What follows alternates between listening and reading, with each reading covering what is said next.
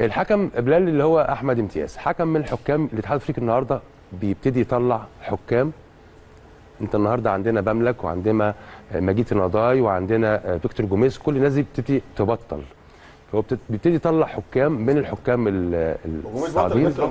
فيكتور جوميز خلاص خلاص هيبطل. هو ماسك تقريبا ماسك جنوب التطوير، ماسك رئيس لجنه الحكام في جنوب افريقيا، صح كده. فهو النهارده الاتحاد الافريقي دايما بيحاول يطلع الحكام، مثلا زي عندنا هنا مثلا في مصر محمد عادل، امين عمر، البنا، كابتن شريف. فهو بيبتدى يطلع الحكام. ده حكم من الحكام كابتن علاء من موريشيوس، حكم مش كبير، حكم صغير، ولكن هو يمكن عنده كابتن بلال، كابتن علاء عنده مشكلتين يعني لابد ان هو يطور من ادائه فيهم.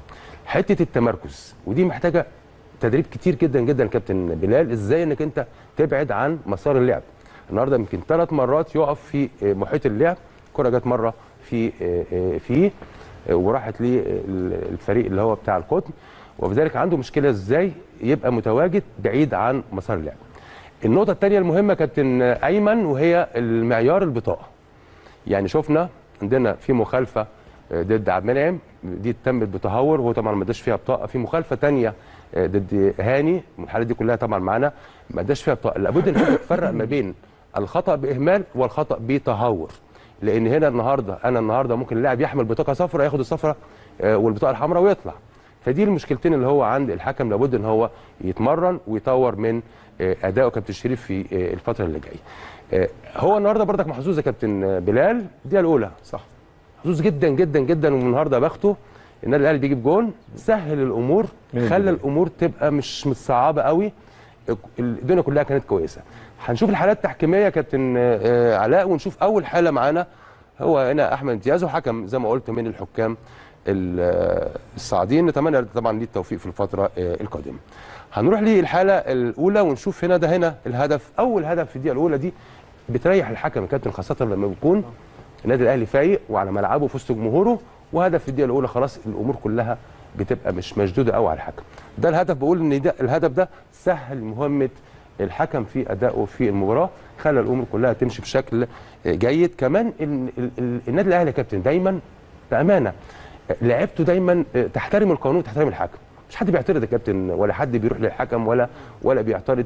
بتبقى الناس مركزه، الناس كلها بتبقى يعني اي حكم بيبقى محتاج يحكم لفرقه كابتن شريف ما بتعترضش، وهي ديت لعيبه النادي الاهلي ما بتعترضش على قرارات التحكيميه. ده من العنصر الثاني. نشوف الحاله اللي جايه بقى، وهي حاله يعني هنا تميز للحكم بامانه، صح.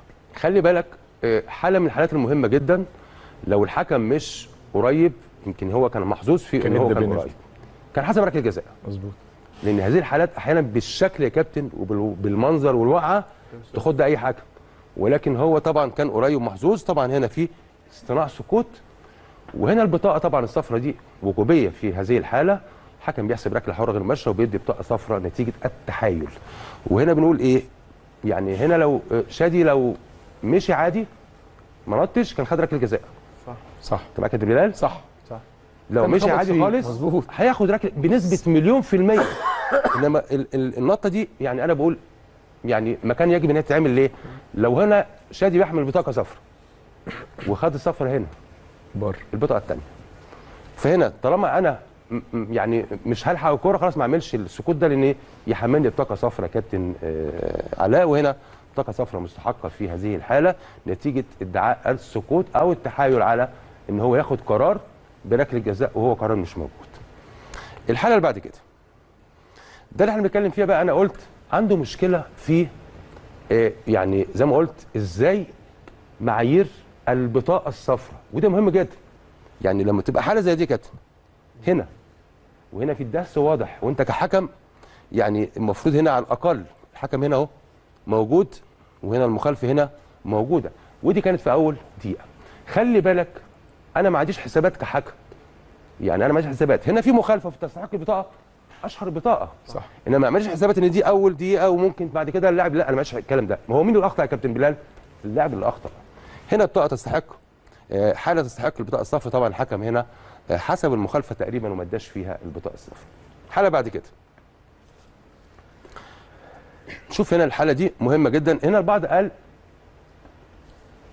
وشاركوني في اللعبه ديت، بس يعني هل هنا اللاعب يتعمد ان هو بيرجع الكوره؟ كابتن بلال، لا. كابتن شريف، كابتن اسامه، كابتن، للناس بتخلط احيانا ما بين واضحه يا كابتن على فكره. هنا البعض قال ان الكره رجعت للحارس متعمد من المدافع، وفي الحاله ديت لو فعلا الحكم بيحسب الركله حره غير مباشره من مكان الحارس هنا، ولكن هنا الكره كانت باص، كره عاليه، الراجل مش بوشه وبيحاول يلعب الكره فراحت رايحه الحارس. هنا مفيش تعمد ان اللاعب يرجع الكره الحارس، وبالتالي هنا كان قرار الحكم باستمرار اللي كان قرار صحيح.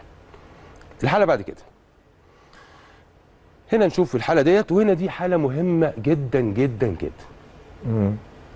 يعني انا النهارده الكره هنا لم تذهب لليد، واليد لم تذهب للكره، مفيش مخالفه لمس الكره اطلاقا، وهنا وما كانش فيه تسلل، يعني اللعبه دي مفيش تسلل، وهنا الكره هنا في الصدر. خلي بالك ودي حاله مهمه، انا كحكم لو ما عنديش التفاصيل اخلي اللعب يتواصل، ولكن من غير المقاول النهارده انا احسب هنا لمسه يد، واللمسه يد مش موجوده. خلي بالك الراجل ده ب 6 يارد، يعني سند على صدره ونزل يجيب جول، كان جول. فدي من الحالات المهمه ان هو لما يرجع، لو هو بيتابعنا بقى يشوف هنا مفيش مخالفه لمس كره بايده، وهنا اجهض هجمه مهمه جدا جدا للقطن الكاميروني. الحاله بعد كده هنا بقى دي الحاله تاني، بنرجع تاني لموضوع العقوبات. من فضلك يجب عليك انك انت تطور من ادائك في المعيار. دي هذه الحاله يا كابتن في الملعب احنا جايبينها صوره، ايوه، لا دي ممكن تعمل مشكله في الظهر، مشكله لان الراجل جاي من مسافه عملت مشكله في الظهر وعملت، يعني انت النهارده بتتكلم في حوض او في ظهر او في فقرات، يعني فين البطاقه؟ لا عندك مشكله، لا يجب انك انت تطور من ادائك، دي حاجه مهمه جدا. يا اما بقى انت بقى مش لعيب كوره، ولا انت عندك الحته الفنيه دي عندك مشكله فيها، لا يعني انا بقول كانت النهارده مشكله الحكم هي العقوبات الانضباطيه والتمركز، وده محتاج تدريب في المباريات القادمه يا كابتن ايمن.